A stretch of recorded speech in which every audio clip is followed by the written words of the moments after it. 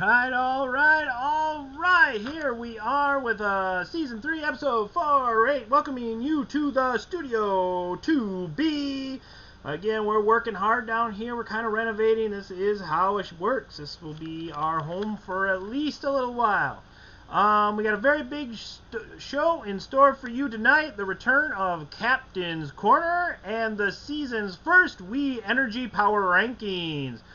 Following the show at 7 p.m. is the world premiere of the history of Wisconsin's Classiest Fantasy Football League. This is going to be roughly a 10-part docuseries. This is part 1. It's kind of a prologue. We've been working on it and learning new things all summer long. So we have the first episode is world premiere tonight at 7. I will make an appearance in the premiere room. So you want to chat up the Classiest Commish, you can join me over there at 7. There is a link for that in the description of this show, so if you click on that, it'll take you right there. And then while you're there, you might as well like and subscribe to the Wisconsin's Classiest Commish YouTube channel. I upload replays of this show there. Eventually, I would like to take this show onto YouTube and Facebook at the same time, but that hasn't happened yet. As all of you who are watching this show probably know, there was the first postponed game of 2020 due to the Rona. The Steelers-Titans are postponed. They will not play this week, but please keep an eye, fantasy owners, on the Vikings and Texans game. The incubation period on this virus is 4 to 7 days, and right now what we have, we are only 4 days out from Sunday. So if there's a late Saturday scratch and they just shut that game down instead of letting it play like they did in Minnesota, make sure you have backups ready and make sure you're being very flexible, owners. We all know that this was going to be a different type of year and that we're going to have to be as flexible as possible, and I know you're sick of hearing that, but that's the way it is. And so if you want to have a successful team, that's one of the things you're going to have to do. I want to say I have been keeping track of the One True Ring. No fancy graphics yet, but here are your standings. Big Daddy with 1, Dougie Styles with 1, and Only Be In Here with 1 of the highest scoring weeks. Week 1, Big Daddy has scored 152. He is the single week high scorer this season, and the Only Be In Here is the overall high scorer in the league this year. She has been having a monster season. And that leads us right into the Wii Energy's Power Rankings. Hey everybody, here's our Power Rankings for Week 4. So now these are mine with from what I've seen and what I've done, and they are pretty interesting. So number 6, I have the Cuba City Cobra Kai. We've been whiffing on a few of these leg sweeps lately. They're scoring around 100 points a week, which normal season, that's exactly what you want. The problem is that the other teams have been scoring a lot more points. If the Cobra Kai want a 3rd straight year in the championship, things have to change. Wide receiver is a definite liability for this team.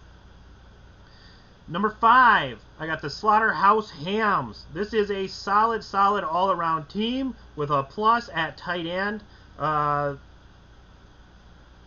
They have a lot of upside. They don't have a spectacular group anywhere, but they are very solid top to bottom.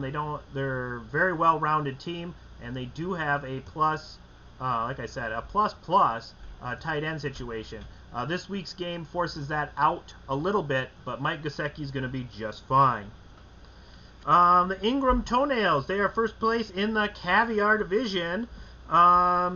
Derek's teams are always seem to be in dirty, low-scoring games, and they always seem to win. His teams have only missed the playoffs once in the history of Wisconsin's Classiest Fantasy Football League. I think that I continue to expect this team to pull out them dirty close ones. 3, RG3 there yet. They're 2-1, and they're still 3rd place in the Champaign division. They're a sneaky fave for the title. They have a good pieces all around, but a bad performance against the Cobras Kai, where they only put up 85 points, opens the door for other teams to sneak by. And quite frankly, that game there is what keeps them out of the top spot. 2, we have the Poly here to beat Colby. The H2BC have had one heck of a start. Wow, what a way for a brand new owner to come in here. They had their lowest point total of the season is 111. It's unreal. And if it wasn't for our number 1 team, it would be probably the best start to a season I've seen since we've been doing this. The H2BC are riding high now, and I expect them to stay that way.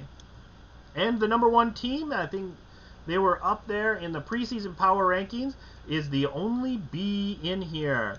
The only B in here is obliterating the competition. Her lowest score weekly total is 123 points in week 1. This is a domination, the likes that I have never, ever seen. It's her number 1 seed to lose at the quarter pole of the season. Okay, that's great. We're going to move on to the Wisconsin's Classiest Fantasy Football League picks.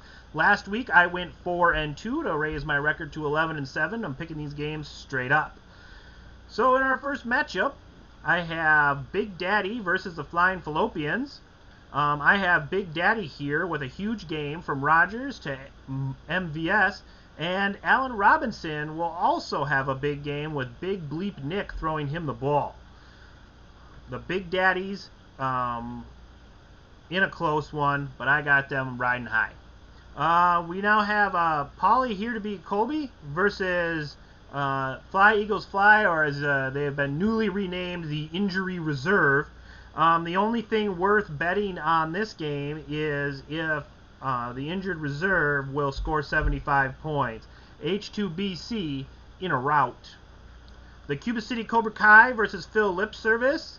I got the Cobra Kai winning in a tight, low-scoring affair. And actually, I think it really comes down to who scores more points between Cam Newton and Dak Prescott. Whichever quarterback scores more points, their team will win that game. I have Dougie Style versus Kings Game Breakers.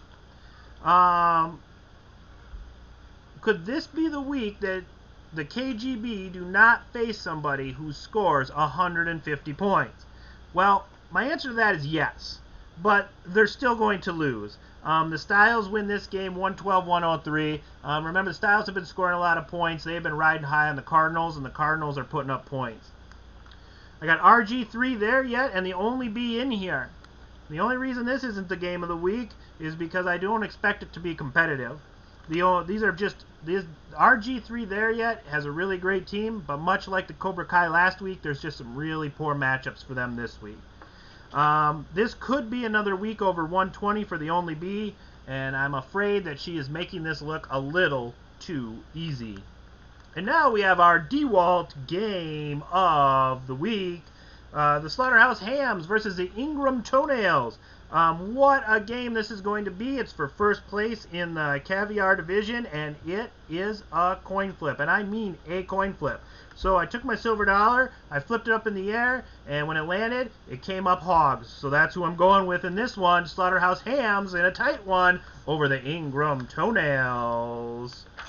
Okay, everybody, it's back. It's your favorite segment of the day, Captain's Corner.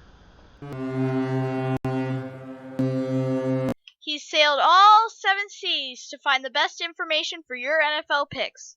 We will now set sail for the Captain's Corner, where the captain is waiting to make you a winner. Let's go! Whoa! Hey, everybody! The captain is back! It's been a while. I haven't seen you. I didn't know what was going on. I was sailing the 7 seas. I came off, and nobody was at the bar. I didn't know what was going on. All right. So, Captain's Corners. I got my weekly NFL picks back, and I'm going to get a little bit of this out of the way right away. My lines are current as of today. And as of right now, they are done from the William Hill betting, and that is only because Caesars has just bought them, and honestly, it's the Caesars line. Now it's the old Bill Hill. Okay, so they're the ones setting Caesars line from now on, and that's the line I'm going to give. You might see other lines, take it for what it's worth. So the very first one, I got tonight's game. I got Denver -2 over the Jets. Yes, the Jets are that bad. The Denver doesn't know who's quarterback. It doesn't even matter. The Jets are terrible. They're absolutely terrible. And Vic Fangio's defense isn't as bad as they've played. They've played some high-powered offense. They're going to make Sam Darnold look silly. I got Jacksonville +3 over the Bengals. Again, because, yes, the Bengals are that bad. Jacksonville is inconsistent.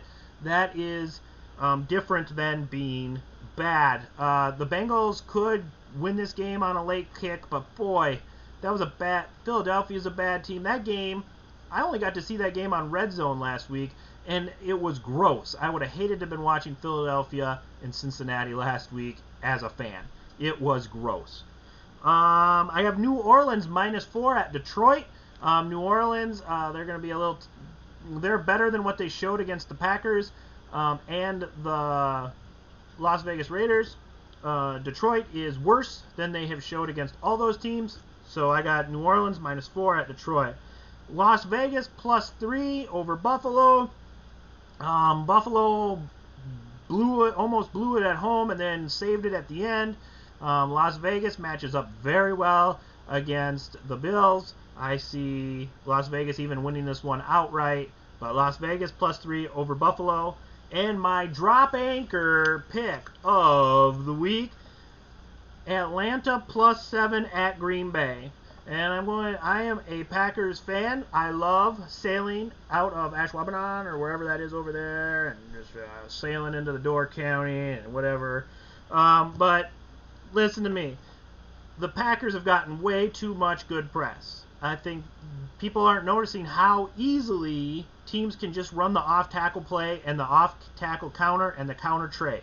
Those are three of the most basic run plays in the history of the planet, and teams can just run them all day against the Packers. I expect Atlanta to do the same. Atlanta's back is against the wall. They need to win. They cannot mess around. This game will break them. I think they will lose.